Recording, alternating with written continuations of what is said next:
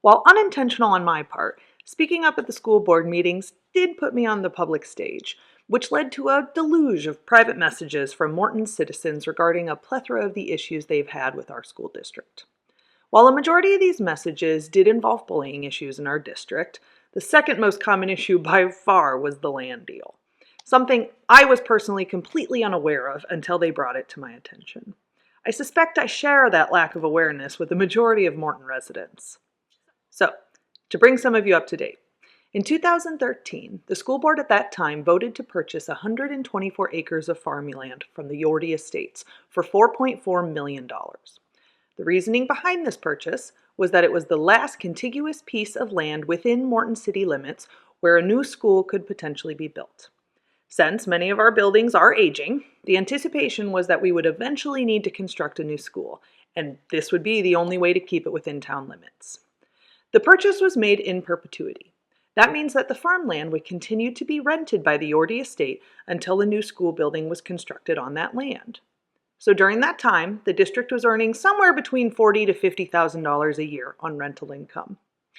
However, in October 2023, the current school board sold that land back to the Yorty estate, the exact same people we purchased it from, for $2.8 million. That means $1.6 million of taxpayer money was lost.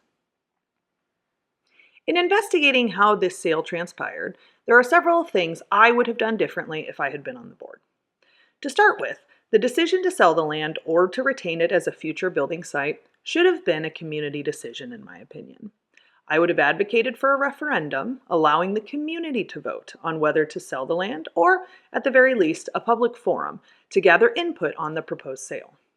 Not only did the current board fail to solicit public opinion, but all discussions regarding this sale were held in closed session. If you go back and watch the board meetings from that time, the only time this sale was mentioned in a public meeting was when the board had to vote on the decisions they had already made behind closed doors.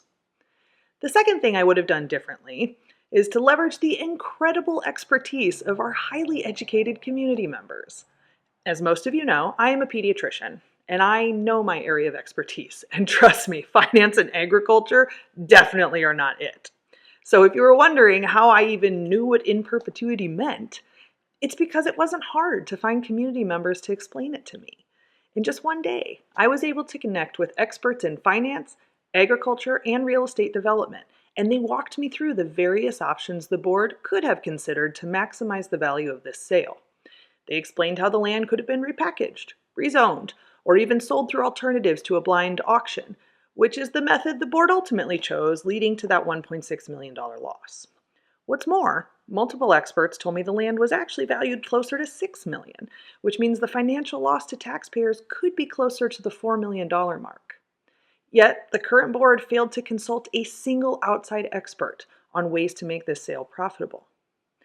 I have asked the board numerous questions about their decision-making process surrounding the land deal, and unfortunately, I've received very few answers.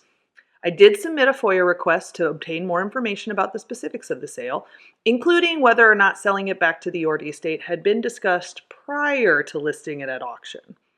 But unfortunately, that FOIA request was denied. One answer I did receive from the board was about their plan to acquire land in the future if building a new school was needed. Their response? To invoke eminent domain, the process by which the government takes private property for public use, whether the owner wants to sell it or not. I personally strongly disagree with that strategy. I don't think the government should be able to force residents to sell their land simply because of poor planning. Not surprisingly, given the significant financial loss to the district, the board has worked very hard to keep this story out of the public eye, which is why some of you may be hearing about it for the first time. Only one article has been published on the matter, which I will link here.